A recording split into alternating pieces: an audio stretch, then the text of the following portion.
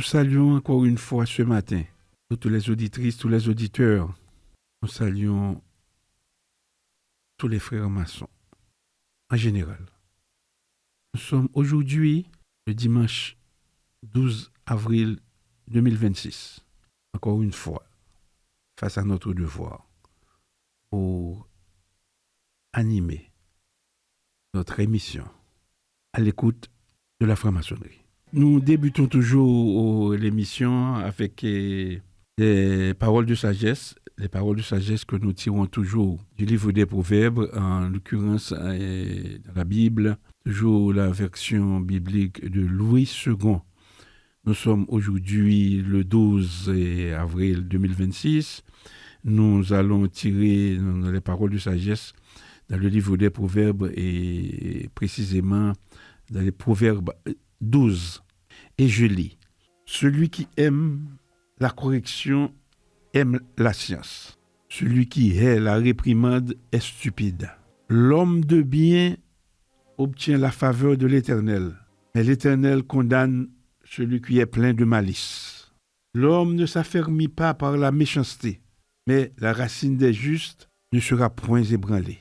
Une femme vertueuse est la couronne de son mari, mais celle qui fait honte est comme la carie dans ses os. Les pensées des justes ne sont qu'équité. Les desseins des méchants ne sont que fraude. Les paroles des méchants sont des embûches pour verser le sang. Et la bouche des hommes droits est une délivrance. Renversés, les méchants ne sont plus, et la maison des justes reste debout. Un homme est estimé en raison de son intelligence, et celui qui a le cœur pervers est l'objet du mépris. Mieux vaut être d'une condition humble et avoir un serviteur que de faire le glorieux et de manquer de pain. Le juste prend soin de son bétail, mais les entrailles des méchants sont cruelles. Celui qui cultive son champ est rassasié de pain, mais celui qui poursuit des choses vaines est dépourvu de sens. Le méchant convoite ce que prennent les méchants, mais la racine des justes donne du fruit. Il y a dans le péché des lèvres un piège pernicieux, mais le juste se tire de la détresse. Par le fruit de la bouche, on est rassasié de bien, et chacun reçoit selon l'œuvre de ses mains.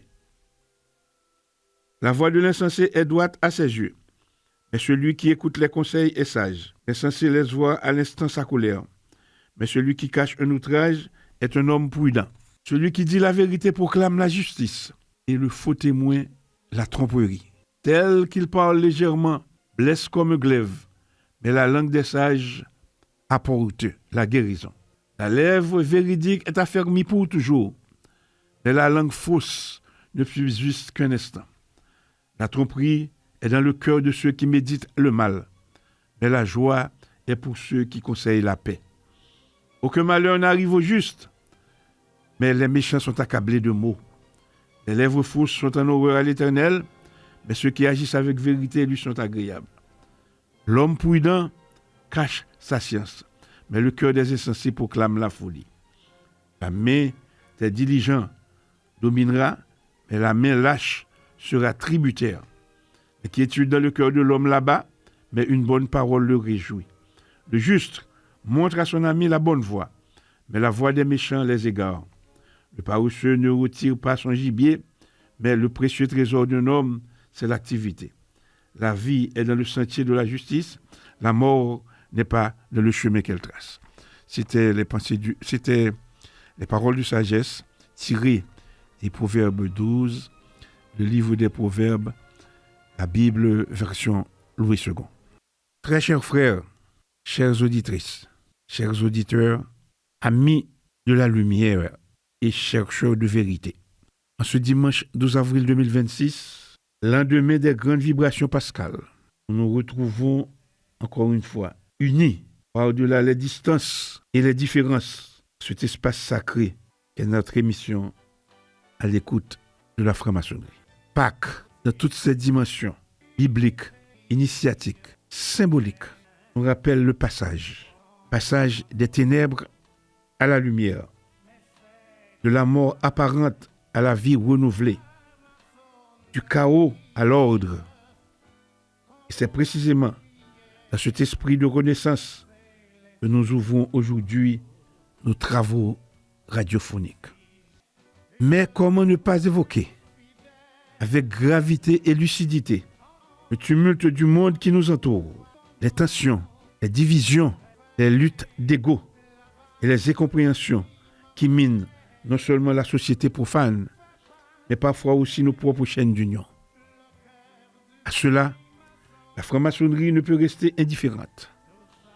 Elle n'est pas une fuite du monde, mais une école de transformation intérieure au service de l'harmonie universelle. En ce jour, encore une fois, nous sommes appelés à nous interroger. Avons-nous véritablement laissé mourir en nous ce qui doit disparaître? Avons-nous fait renaître en nous l'homme nouveau, libre, juste et fraternel? Car l'initiation n'est pas un titre. Elle est un travail patient, exigeant, souvent silencieux, mais profondément opératif. À travers les traditions qui nourrissent notre quête, qu'elles soient templières, martinistes, gnostiques, rosicruciennes, kabbalistes, ou encore enracinées dans les spiritualités ancestrales, un même souffle nous traverse, celui de la recherche de la vérité dans l'amour et la justice. Aujourd'hui, plus que jamais, notre ordre est appelé à redevenir ce qu'il n'aurait jamais dû cesser d'être.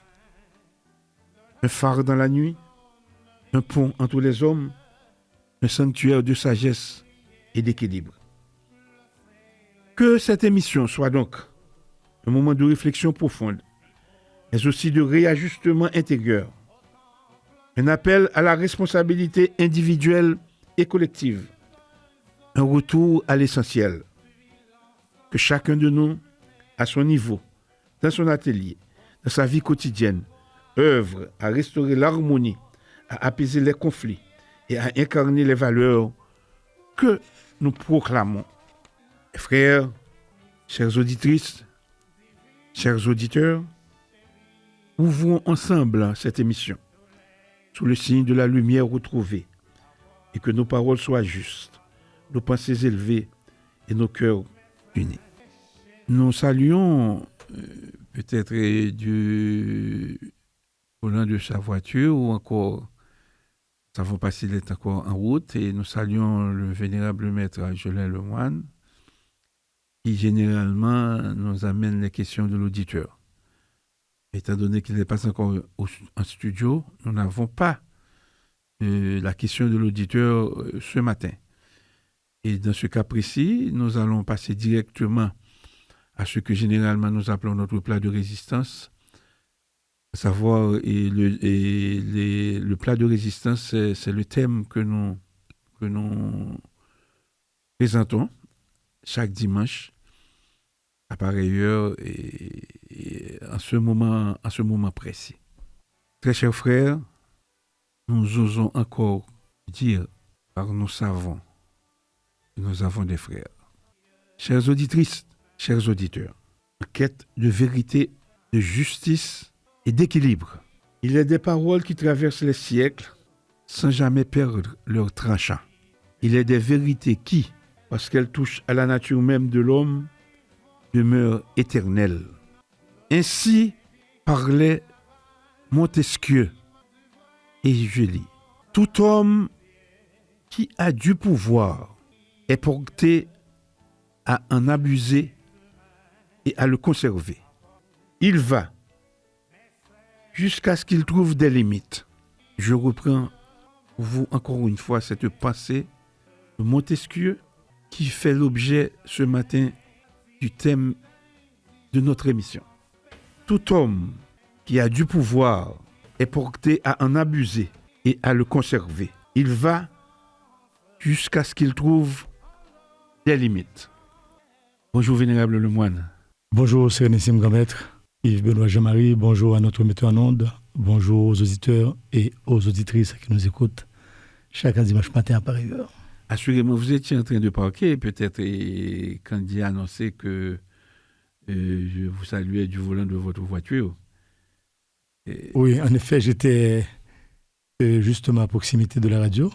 Je cherchais et là où je devrais naturellement garer ma voiture.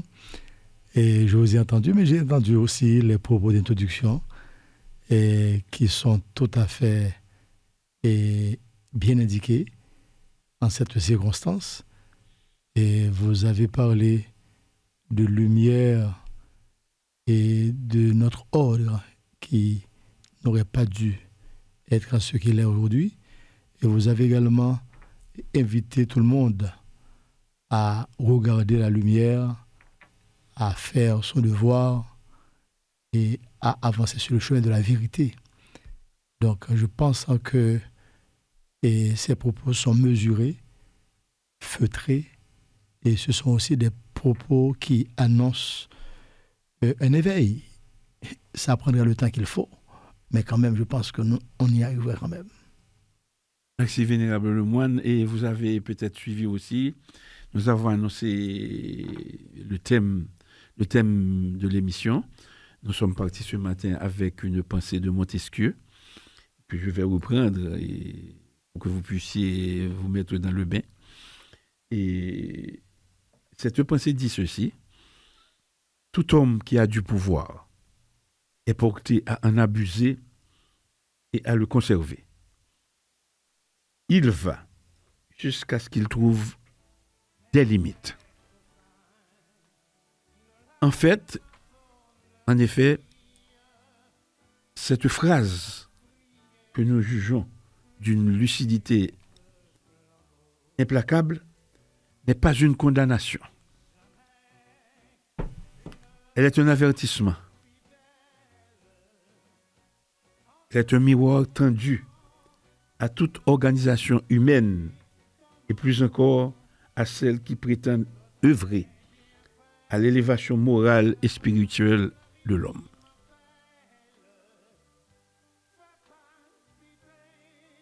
Pour analyser et développer cette pensée, nous allons d'abord parler de la nature du pouvoir. La nature du pouvoir. Quand le pouvoir est considéré peut-être entre service et dérive.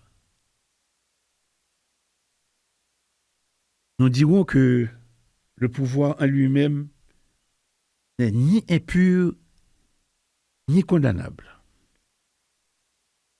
Dans nos structures initiatiques, il est même nécessaire. Car le pouvoir, pris dans ce sens, ordonne, structure et protège. Mais le pouvoir devient dangereux lorsqu'il cesse d'être un service pour devenir une possession. Car l'homme, dans sa faiblesse, ne se contente pas d'exercer le pouvoir. Il s'y attache. Il s'y identifie et parfois, il s'y enferme. C'est alors que s'opère une subtile mutation. Et quand cela arrive, le mandat devient un droit, la fonction devient une propriété et l'autorité devient domination. Nous sommes en face, avec initié, nous sommes en face d'une réalité qui nous interpelle.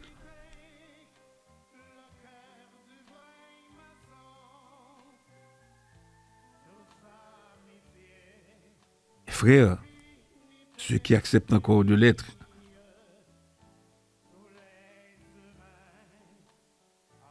ce que nous sommes en train d'analyser ce matin, ici, n'est pas une abstraction philosophique. C'est une réalité qui nous traverse, et qui traverse aussi notre obédience. Nous n'avons plus besoin de rappeler cette situation grave et préoccupante qui nous interpelle tous.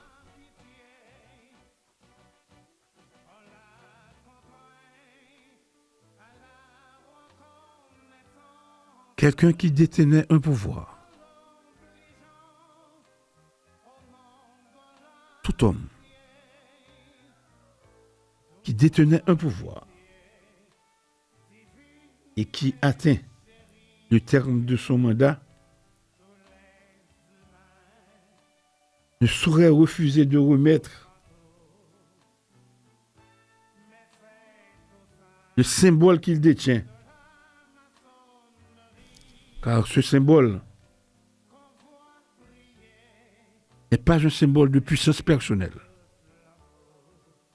C'est un symbole d'autorité transmise et régulée. Ceci est valable à toutes les traditions initiatiques. En fait, ce geste n'est pas anodin. Il révèle précisément ce que Montesquieu décrivait. La volonté de conserver le pouvoir au-delà de sa légitimité. Et plus encore, il pose une question fondamentale. Où sont les limites? Nous estimons et nous croyons fermement que les limites sont les conditions de la justice. Aucune structure, qu'elle soit initiatique ou non, ne peut survivre sans limite. Sans limite, il n'y a plus d'ordre. Sans limite, il n'y a plus de loi. Sans limite, il n'y a plus de fraternité. Les limites ne sont pas une contrainte, elles sont une protection. Elles protègent l'institution contre les dérives individuelles. Elles protègent les frères contre l'arbitraire. Elles protègent la tradition contre sa déformation. Et c'est précisément ici qu'intervient un organe fondamental. Un organe fondamental d'où le rôle sacré du grand conseil des sages en ce qui nous concerne. Le grand conseil des sages et vénérable Lemoine, nous en avons déjà parlé. La structure, elle est vivante, elle est fonctionnelle, mais nous devons quand même préciser que cet organe n'est pas un organe administratif. Nous le considérons comme la conscience de l'obédience. Il est le gardien des équilibres. Il est le garant des limites. Il est la voix silencieuse de la loi lorsque les passions s'élèvent. Si le pouvoir, selon Montesquieu, va jusqu'à ce qu'il trouve des limites, alors le grand conseil des sages est cette limite. Non pas une limite hostile, mais une limite juste. Non pas une opposition, mais une régulation. Non pas une lutte de pouvoir, mais un rappel à l'ordre initiatique. Son rôle est donc essentiel, vital et irremplaçable. Lorsqu'un homme dépasse son mandat, lorsqu'il refuse de transmettre, lorsqu'il confond fonction et possession, c'est au conseil des sages d'agir avec fermeté, mais sans haine, avec autorité, mais sans violence, avec sagesse, mais sans faiblesse. Si nous devons parler ce matin de la franc-maçonnerie universelle, le grand maillet ce symbole. Le grand marié n'appartient à personne. Il est transmis, il circule, il incarne une charge temporaire. Refuser de le remettre, c'est rompre la chaîne de transmission. C'est suspendre le temps initiatique, c'est figer ce qui doit être vivant. Et dans une voie initiatique, ce qui ne circule plus se corrompt.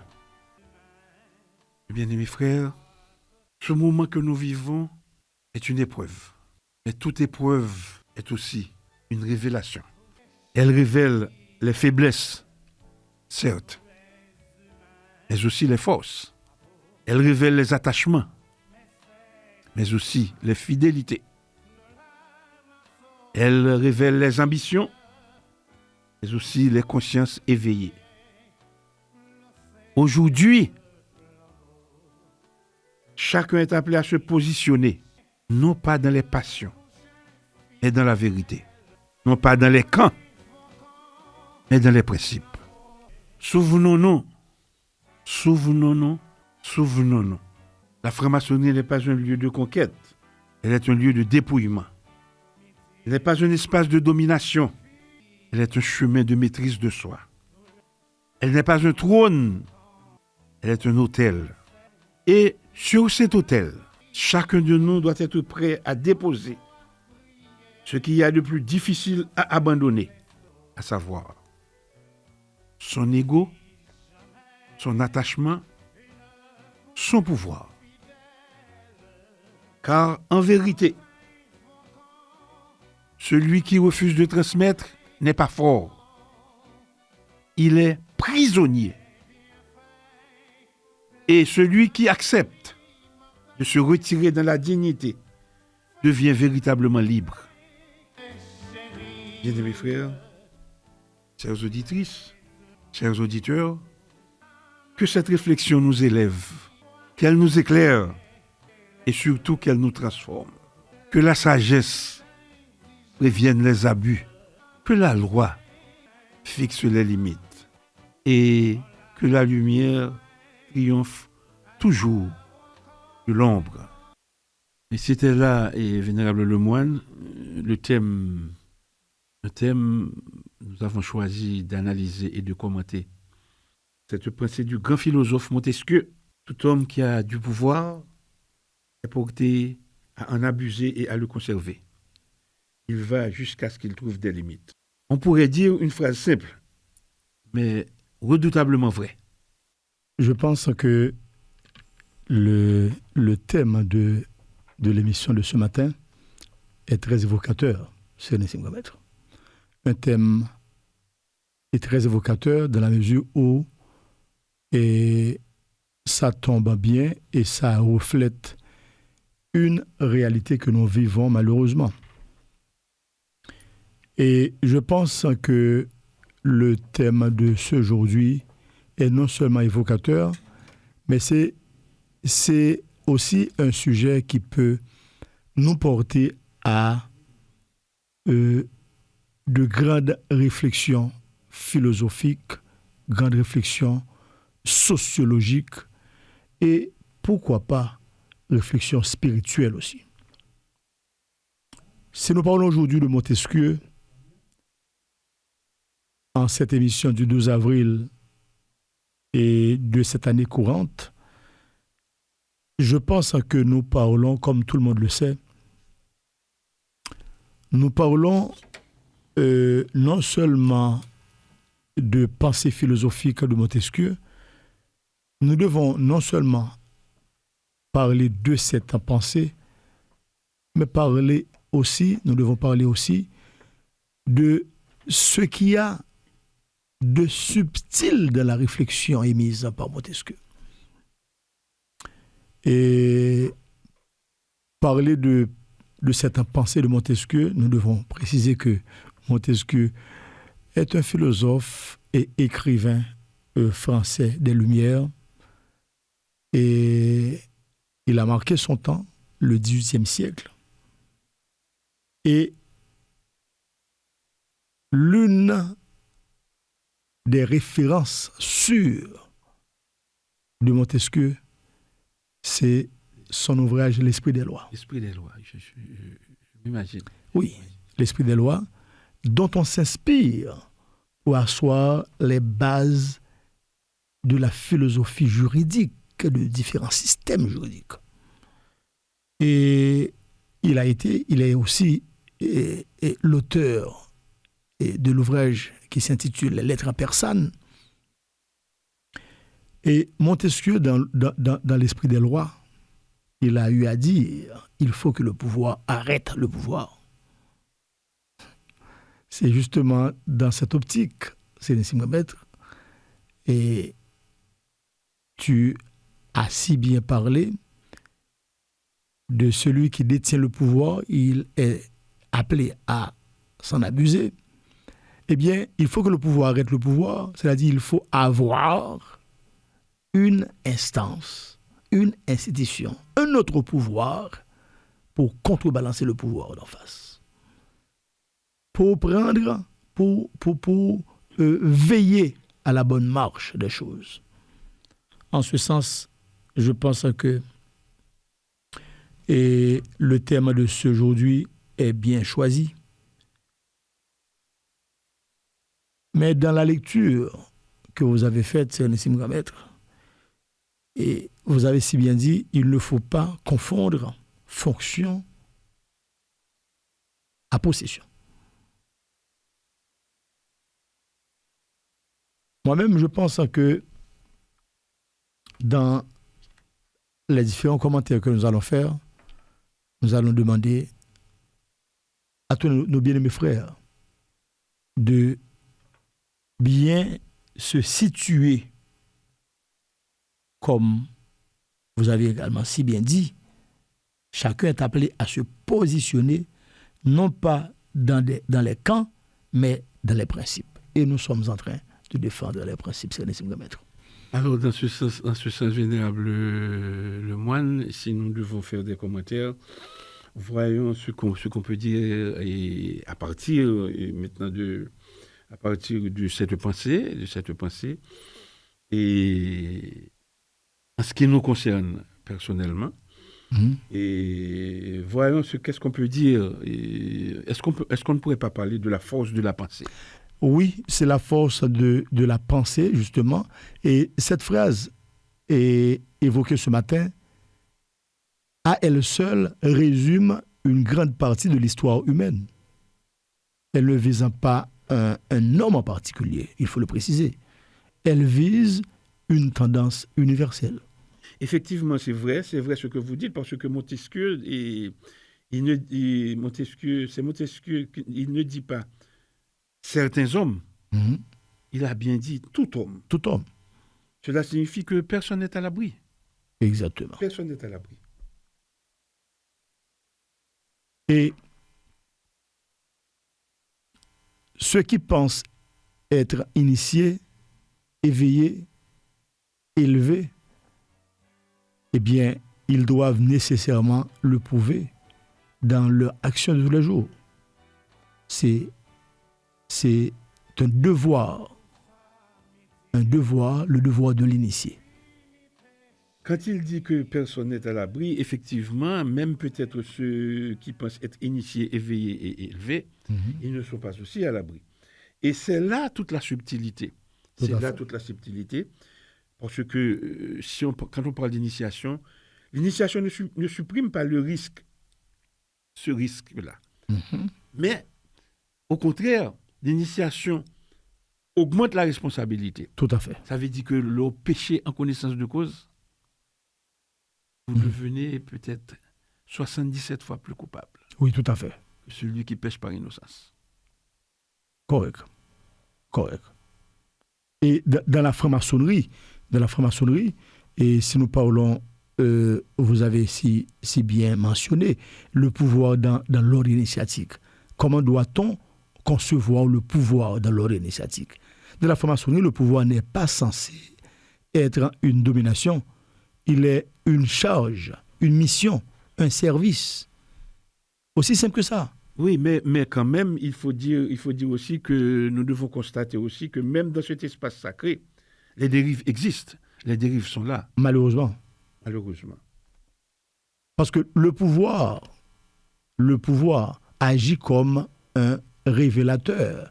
Il révèle ce que l'homme porte en lui. Définitivement. Et dans ce cas précis, et Vénérable Lemoine,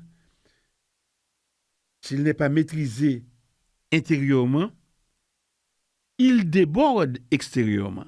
C'est ce qui est mauvais. C'est ce qui est vraiment préjudiciable. Pour ce cas qui nous occupe, le cas qui nous occupe, aujourd'hui, nous ne pouvons ignorer cette situation qui touche profondément notre obédience. Non. Et on ne peut pas ignorer ça. Parce que on est en face d'une réalité, d'une triste réalité. Et un ancien détenteur du pouvoir refuse de remettre le grand maillet à la fin de son mandat. Ce qui est grave, archi grave. Et le pire, c'est qu'il y a des gens qui soutiennent et son initiative, et pourtant, il n'est pas dans le chemin de la loi et de la légalité. On peut même arriver à dire, Vénérable Lemoine, et puisque nous sommes dans des phases des commentaires, ce geste, précisément, au-delà des personnes, pose une question fondamentale. Sommes-nous encore dans le respect des principes?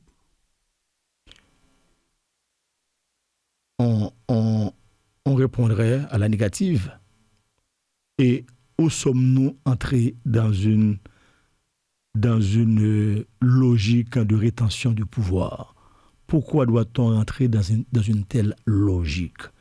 Dans une telle logique, tandis que nous sommes dans une institution spirituelle.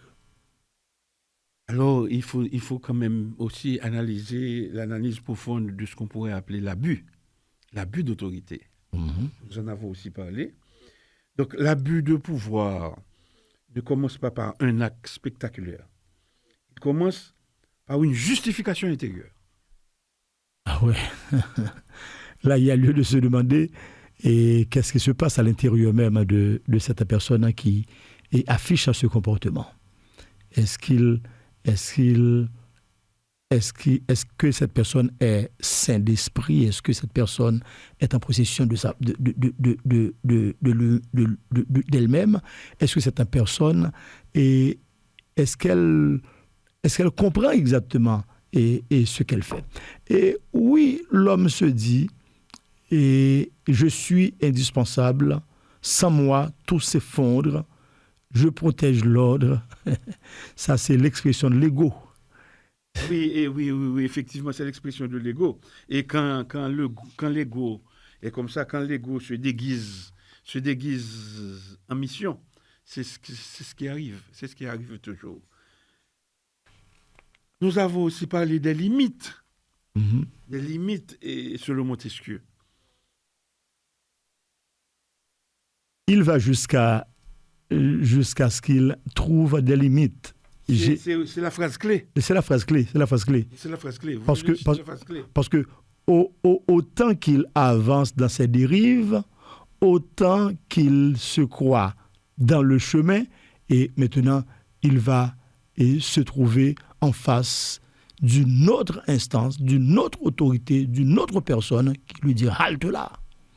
Eh bien, cela signifie que sans limite, il n'y a pas d'arrêt. Ah, définitivement, il faut en avoir. Il faut en avoir. Il faut en avoir. Il faut en avoir. Et donc, les limites ne doivent pas être optionnelles. Et elles doivent être structurelles, au contraire. Structurelles, pas optionnelles.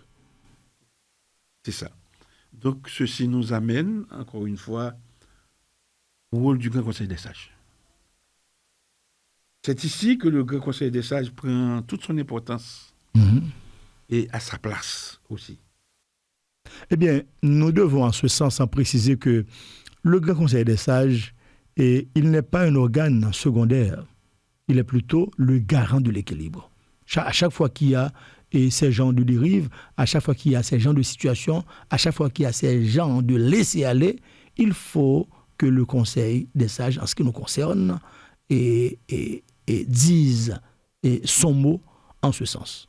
Eh bien, c'est ça. Le Grand Conseil des Sages, en ce sens, est celui qui dit jusqu'ici, Et pas plus loin. Oh. Et pas plus loin. Sans le Conseil des sages, il n'y a plus de régulation. Et sans régulation, il n'y a plus d'ordre. On doit le préciser. On doit le préciser. Et le rôle symbolique du grand maillet? Tout à fait, parce que quand nous parlons de grand Conseil des sages, nous parlons de certaines dispositions constitutionnelles, réglementaires. En ce sens, le grand maillet n'est pas un objet, c'est un symbole. Tout à fait. Il représente l'autorité transmise, jamais possédée. On ne doit pas avoir en tête qu'on possède et l'autorité. C'est une autorité transmise qu'il faut nécessairement retransmise. Et retenir le grand maillet, Retransmettre, pardon. c'est interrompre la circulation. Tout à fait. C'est interrompre la circulation. Oui, oui. Donc, moi, je pense que nous sommes en droit de parler et de dire, dans toute tradition initiatique, ce qui ne circule pas dégénère. Dans toute tradition initiatique, ce qui ne circule pas dégénère. Ça devient figé. La dimension spirituelle de la crise. Ah oui. C'est ce que nous vivons, Sérénissime Grand Maître. Et ce que nous vivons n'est pas seulement une crise institutionnelle. Ça, je le constate. Et Moi, je dirais même que c'est une épreuve spirituelle. oui, Oui, c'est une épreuve spirituelle. oui, vous l'aviez dit. Vous l'aviez dit. Une épreuve qui nous oblige à choisir l'attachement ou le détachement. Ça dépend. L'attachement ou le détachement. Oui, oui. C'est une épreuve qui nous oblige à choisir l'attachement ou le détachement. Dans ce sens, vénérable Lemoine, il y a un appel à lancer aux frères. S'ils acceptent personnellement que je sois un frère, Mhm. parce que ce n'est pas un vain mot, pas un mot que nous prononçons, Mhm. mais c'est quelque chose qui doit sortir du cœur.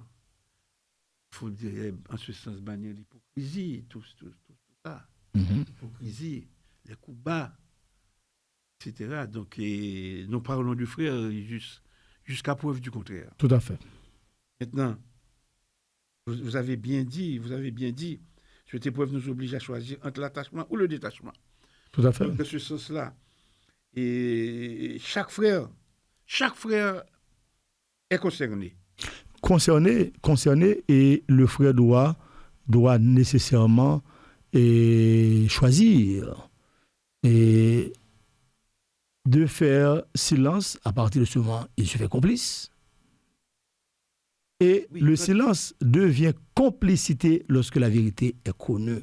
Quand vous connaissez la vérité, vous connaissez ce qu'il fallait faire. Et vous savez aussi que les choses en vont mal. Et vous ne dites rien, vous restez dans votre silence. Vous regardez les choses se faire et vous ne dites absolument rien. À partir de ce moment, vous faites complice, aussi simple que ça. Oui, vous venez si bien de dire, vénérable Lemoine, que le silence devient complicité Oui, lorsque la vérité est connue. la vérité est connue. Alors là, mais l'action doit rester juste, mesurée et éclairée. Absolument. Voilà la position. Absolument. Voilà la position. Absolument. Et aussi, parlons un peu aussi du véritable pouvoir.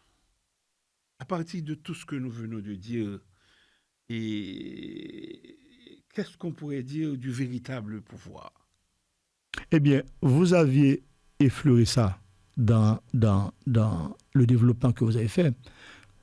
Le véritable pouvoir n'est pas de garder, c'est de transmettre. C'est de transmettre. Nous sommes dans une tradition de transmission. Alors, si nous parlons de transmission, nous devons dire aussi que le véritable pouvoir n'est pas de s'imposer, c'est de s'effacer au moment juste. Ce que l'autre n'a pas pensé à faire, malheureusement.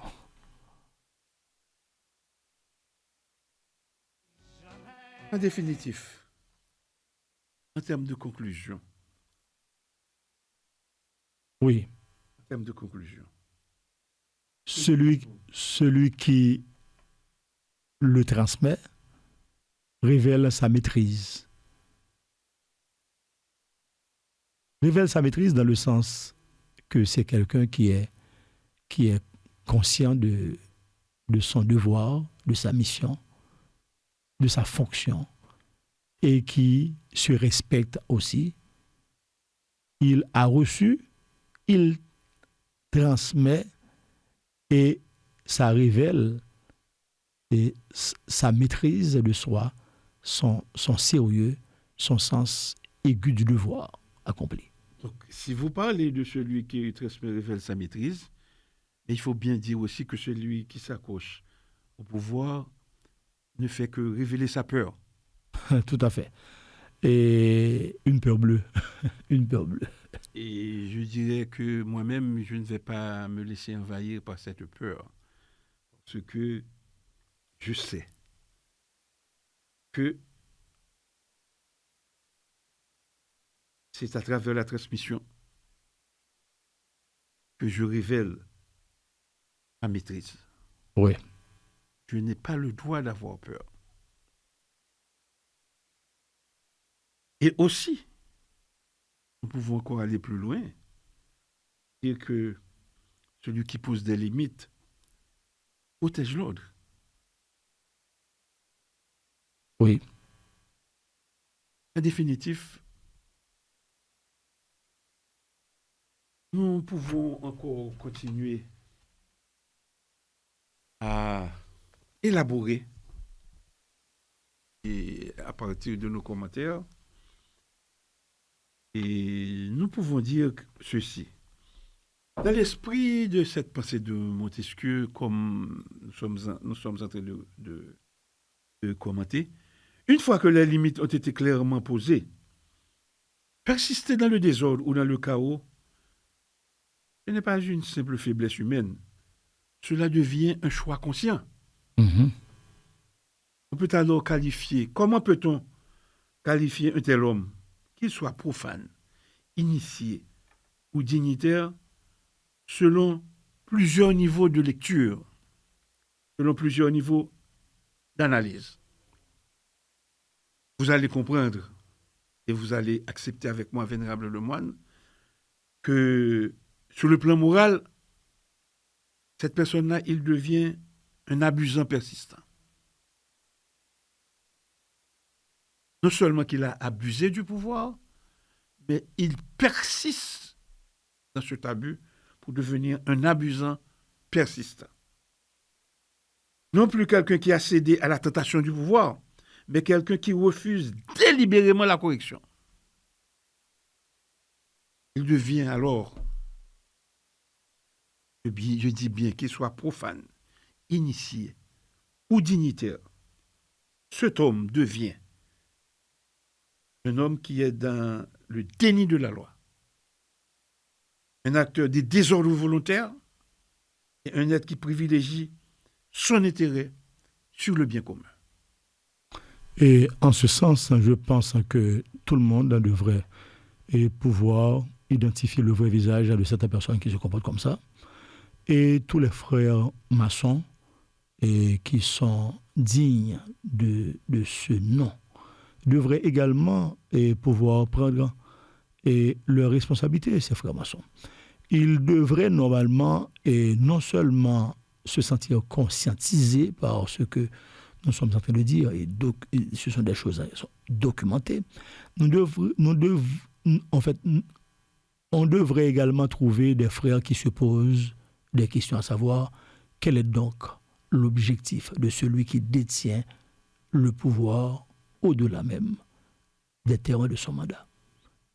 Qu'est-ce qu'il poursuit comme objectif?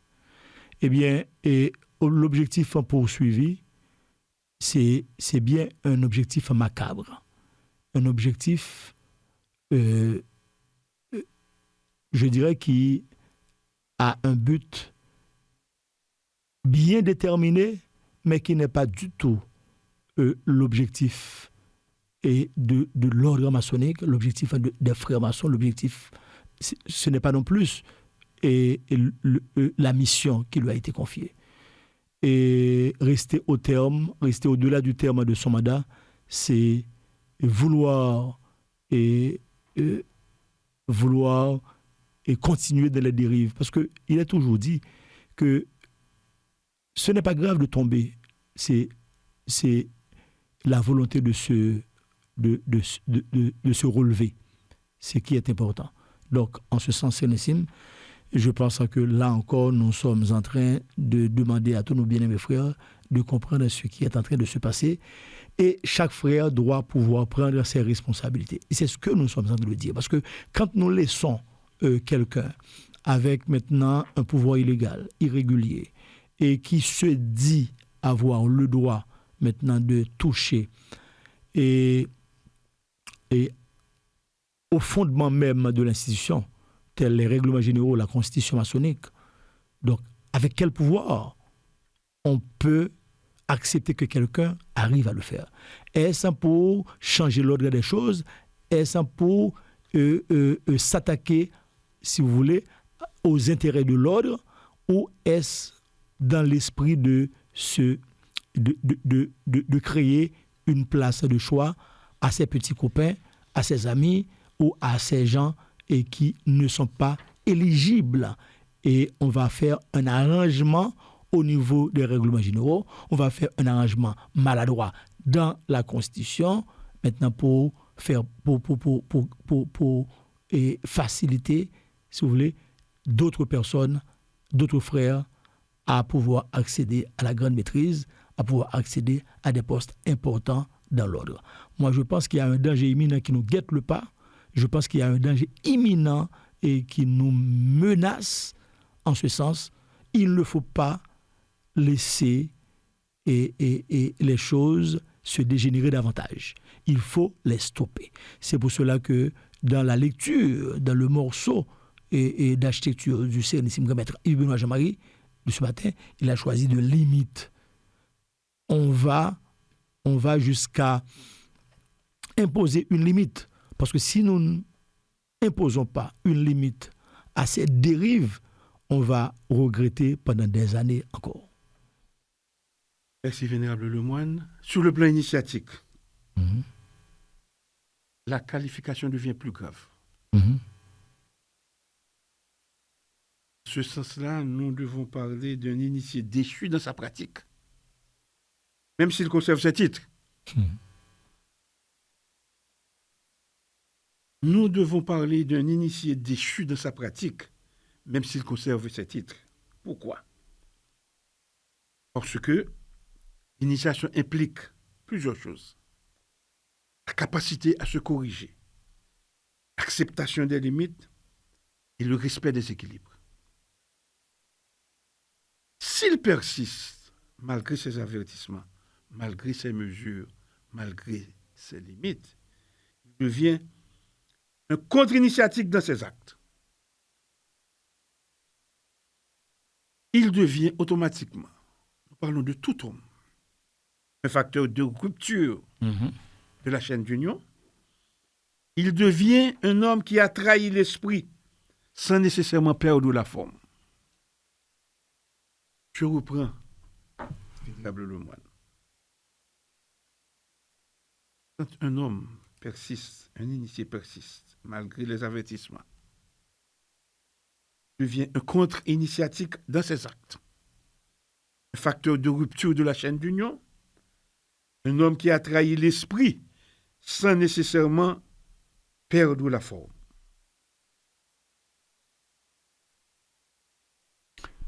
C'est ce que nous sommes malheureusement en train de constater.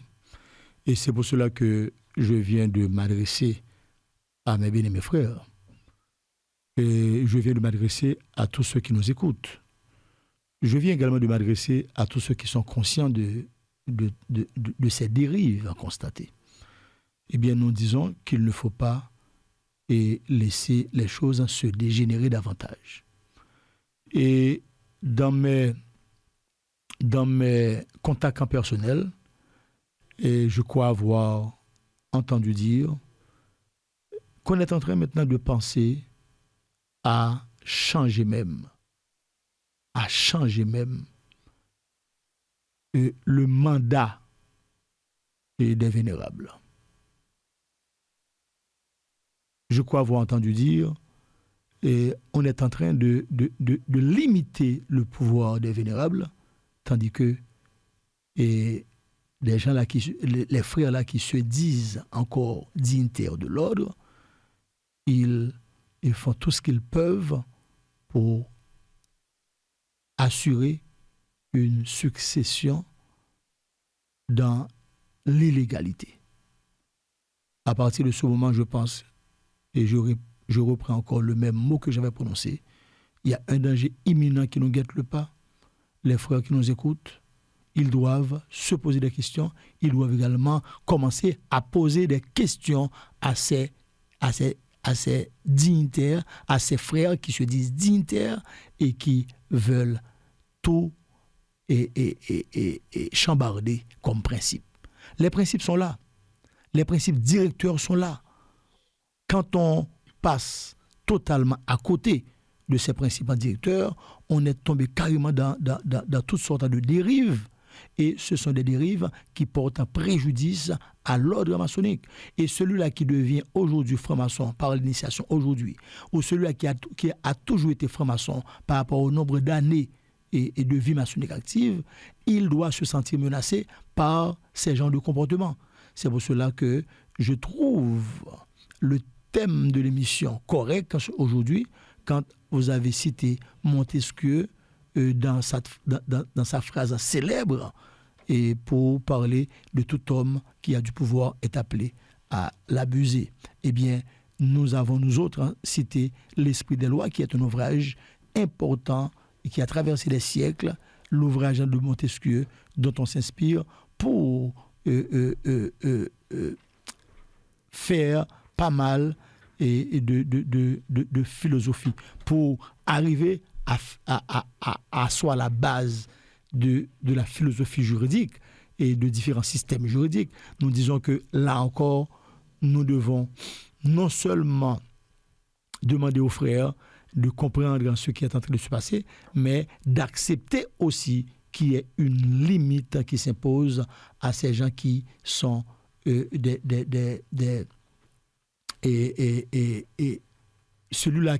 des gens là qui se trouvent en situation d'agir en dehors de la loi. En dehors de la loi. Merci, Vénérable Lemoine. Et sur le plan symbolique, on pourrait aussi dire que tout homme qui soit profane, initié, dirigeant, qui n'accepte pas la limite,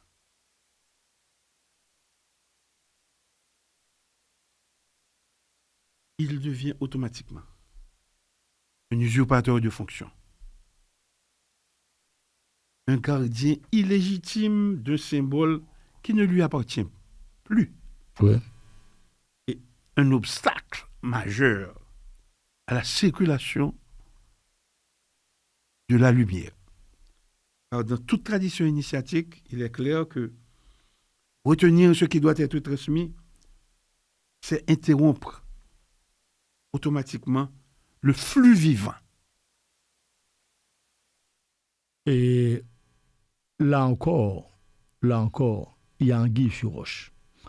Là encore, il y a lieu de parler de dérive outre mesure.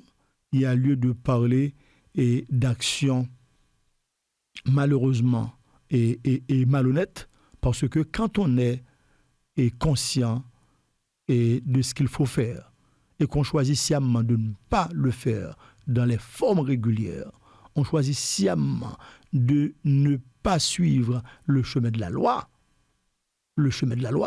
à partir de ce moment, on devient non seulement parjure, on devient usurpateur, on devient menteur, tout et tout. Donc, Sérénissime Grand Maître, mes bien-aimés frères qui nous écoutent, et quel que soit l'endroit où vous vous trouvez présentement, dès lors que vous nous écoutez aujourd'hui, que vous soyez ici en Haïti, que vous soyez à l'étranger, nous sommes en train de dire que les frères doivent commencer par se poser des questions. Et quand on se pose des questions, ce sont des questions conscientes. Des questions, pourquoi faut-il alimenter ce problème? Pourquoi faut-il alimenter cette division qui s'annonce? Eh bien, pourquoi faut-il continuer dans le chemin des dérives caractérisées? Dérives caractérisées, dérives institutionnalisées. Pourquoi faut-il continuer à rester dans les dérives?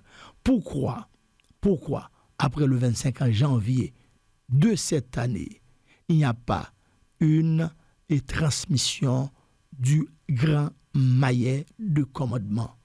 Pourquoi il n'y a pas eu de convent? Pourquoi il n'y a pas eu le 25 janvier dernier, la fête de l'ordre? Pourquoi jusqu'à présent, des frères qui se disent dignitaires, ils s'accrochent encore à leurs privilèges, à leurs fonctions de manière illégale? Pourquoi? Si vous commencez à vous poser ces questions, pourquoi, vous allez trouver des réponses.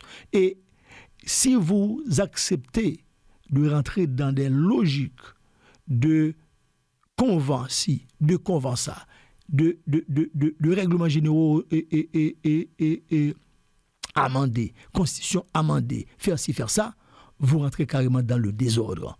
Vous en payez le prix carrément et vous allez également vous trouver en situation de frère parjure parce que vous violez également un serment, vous violez un principe, vous violez les règles établies, vous faites exactement ce qu'il ne fallait pas faire. Vous corroborez un acte illégal, vous apportez votre soutien à quelqu'un qui n'est pas dans la ligne droite. Vous faites exactement le contraire de ce qu'il fallait faire. Mes bien-aimés frères, je m'adresse à vous. Quel que soit l'endroit où vous vous trouvez, je vous dis, il faut commencer par vous poser des questions. Il faut également commencer à agir. Il ne faut pas continuer à parler à voix basse pour dire que vous n'êtes pas d'accord ou vous êtes d'accord. Il faut exprimer vos désaccords, il faut exprimer vos points de vue, il faut exprimer votre insatisfaction par rapport à ce qui est en train de se faire. Si vous vous sentez confortable, si vous vous sentez satisfait, si vous vous sentez dans le chemin, à partir de ce moment, vous devez encore prendre votre responsabilité de vous exprimer clairement pour dire exactement pourquoi est-ce que vous vous sentez si bien dans votre peau par rapport à ce qui est en train de se passer. Là maintenant, moi-même, je pense que l'émission de ce 12 avril et de l'année courante est une émission encore de responsabilité. Nous autres, là où nous sommes, nous prenons nos responsabilités. En dépit des menaces qui sont proférées, en dépit des dangers que nous risquons, que nous courons, en dépit de tout ce que nous pouvons avoir comme persécution, et de toute façon, nous prenons nos responsabilités. Vous aussi, vous devez prendre votre responsabilité dans les discriminations que vous êtes, dans les loges où vous êtes, partout où vous êtes à l'étranger. Prenez votre responsabilité pour demander des questionnements, pour demander des explications, pour demander ce qui est en train de se faire, qu'est-ce qui est donc à la base de tout cela. Voilà. Merci, Vénérable Lemoine. Et nous pouvons dire aussi que sur le plan spirituel, et c'est surtout sur le plan spirituel que la compréhension devient la plus profonde. Un homme qui soit profane, initié, indigent ou dignitaire, un tel homme qui agit de cette façon, il reste un homme attaché, il n'est pas libre. Il a perdu sa liberté. Un tel homme est dominé par l'ego.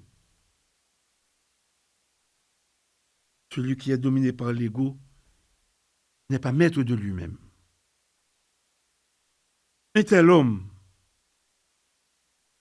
reste et demeure dans l'illusion de puissance, alors qu'en réalité, il est en perte d'alignement.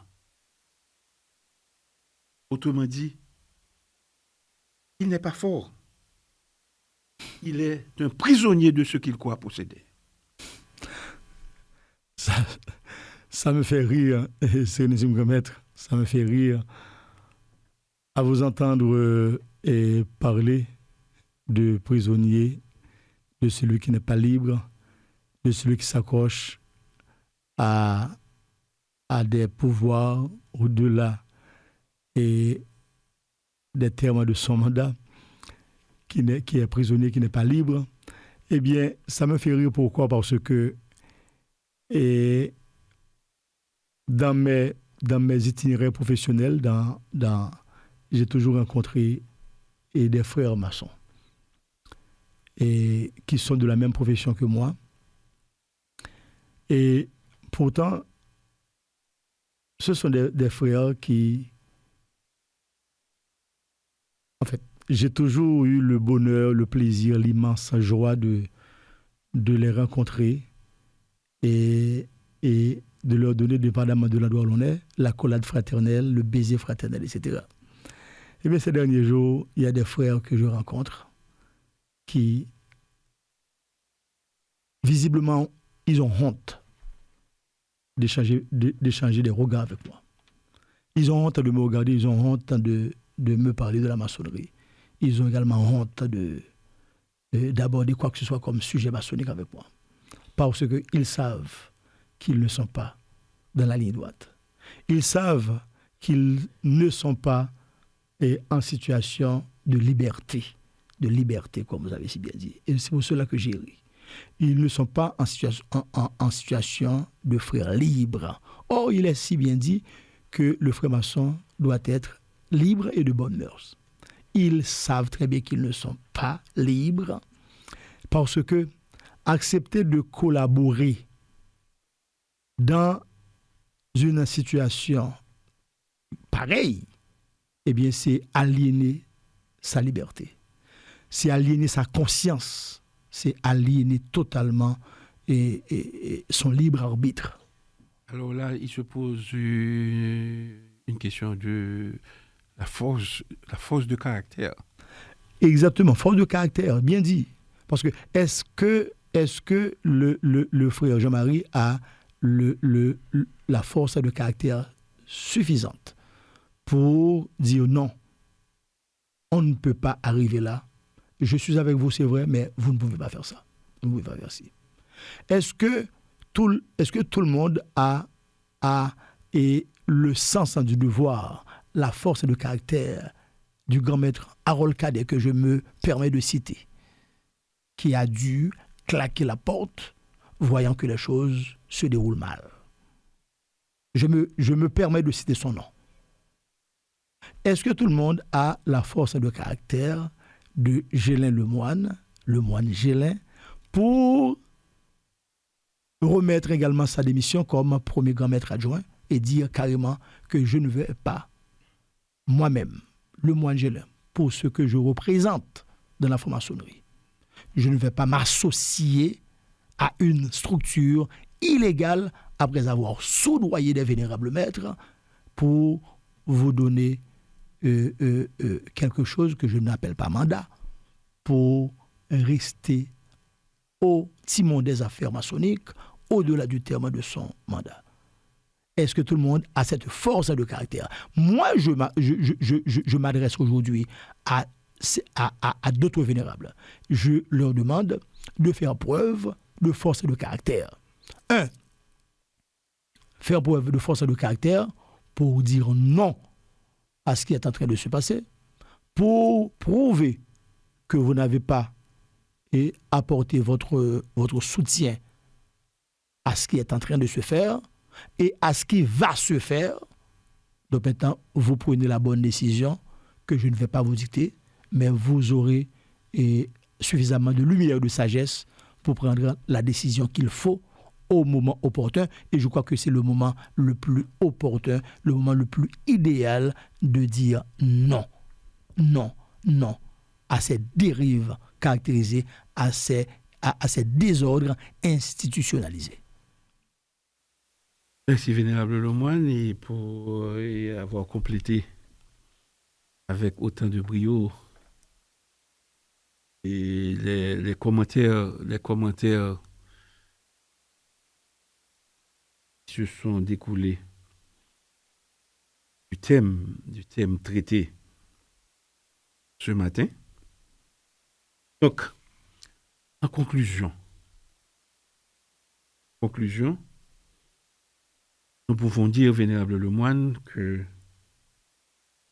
solennellement, on dit que lorsqu'un homme ayant rencontré les limites persiste malgré tout dans le désordre, il ne peut plus être considéré comme égaré, mais comme volontairement en rupture. Il devient alors non seulement un abusant du pouvoir, mais un opposant à l'ordre initiatique lui-même. Car refuser la limite, c'est refuser la loi. Tout à fait. Et refuser la loi, c'est sortir de l'esprit de l'ordre, même si on en porte encore les insignes. Chères auditrices, chers auditeurs, je m'adresse à mes frères. Je leur dirai simplement que ces réflexions que nous venons de faire ne restent pas théoriques, mais plutôt qu'elles deviennent un éveil, une prise de conscience et un retour à l'essentiel. Ceci au nom de la lumière, au nom de la justice et au nom de la vérité. Si je dois être condamné pour la vérité, faites-le, mes bien-aimés frères. Et faites-le ouvertement. Prononcez-vous, manifestez-vous. Merci, Vénérable Lemoine. Merci de m'avoir soutenu avec autant de puissance. Et nous pouvons remarquer la sincérité dans vos propos. Nous sommes certains que ce n'est pas dans un champ de sourds. Nous sommes en train d'agir, que nous sommes en train de parler. Nous sommes certains que même au niveau de ce qu'on pourrait appeler le subconscient, le travail se fait. Tout à fait, Sénissime Grand-Maître. Et les résultats viendront par sur quoi? Tout à fait, Sénissime Grand-Maître. Et je pense que je ne suis pas en train de faire un travail émotionnel. Pas du tout.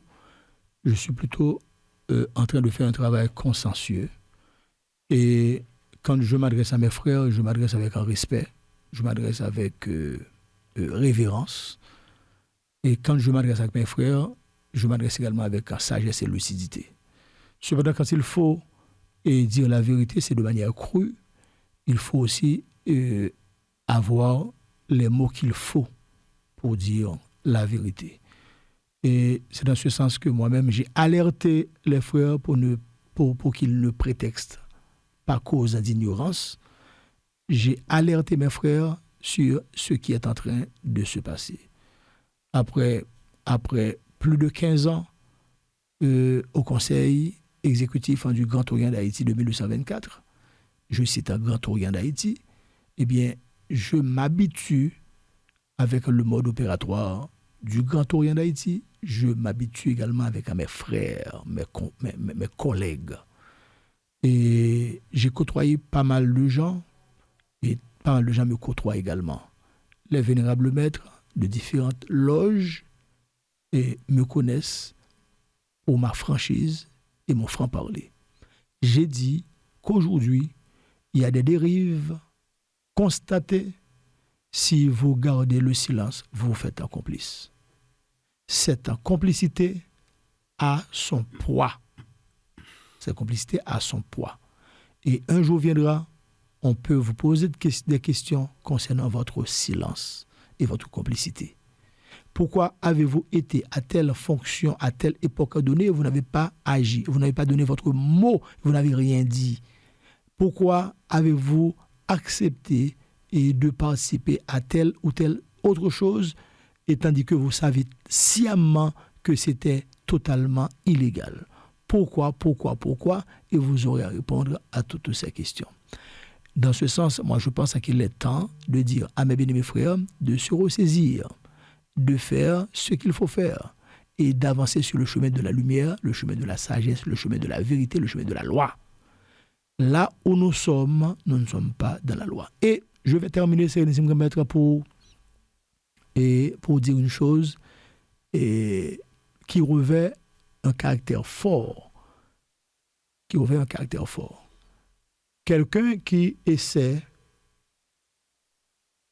d'amender les règlements généraux, la Constitution, sans un mandat du convent national ordinaire, c'est quelqu'un qui est en train de lancer des crachats dans l'air.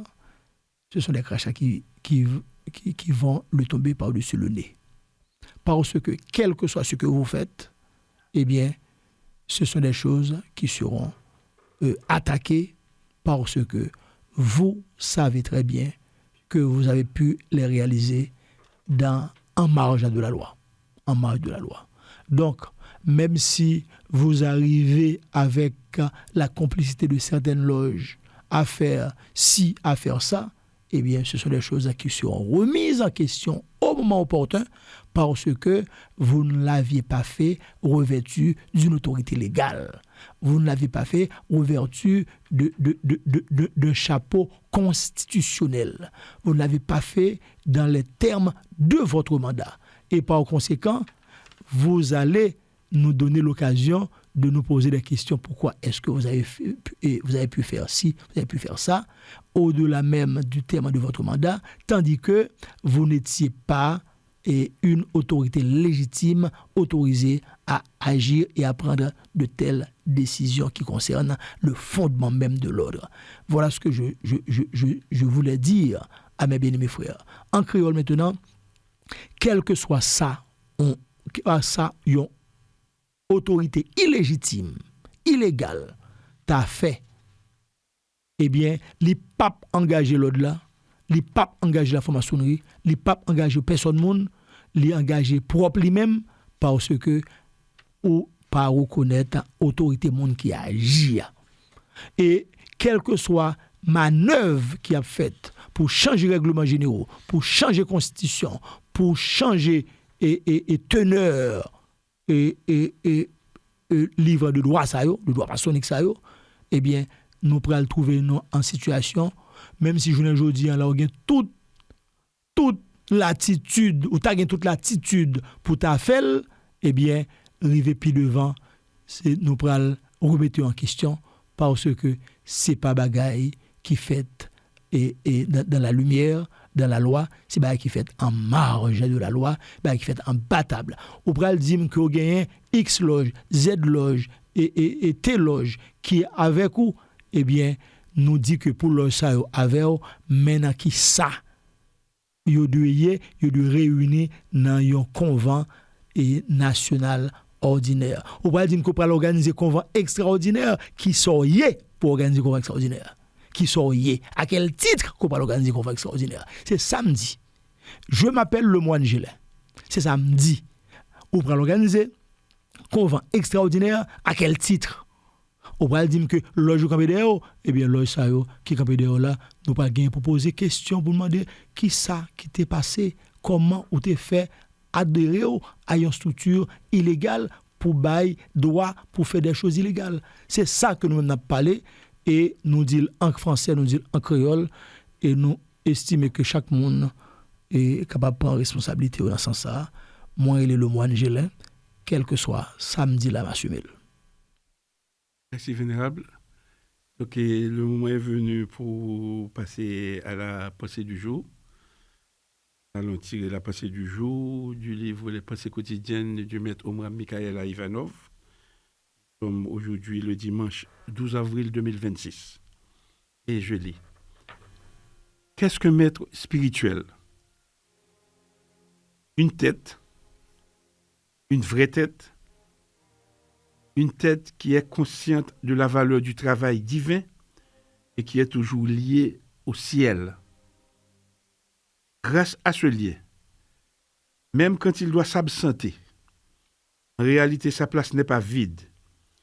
Il y a toujours des entités lumineuses du monde invisible qui viennent se manifester pour le représenter, pour maintenir, soutenir la collectivité.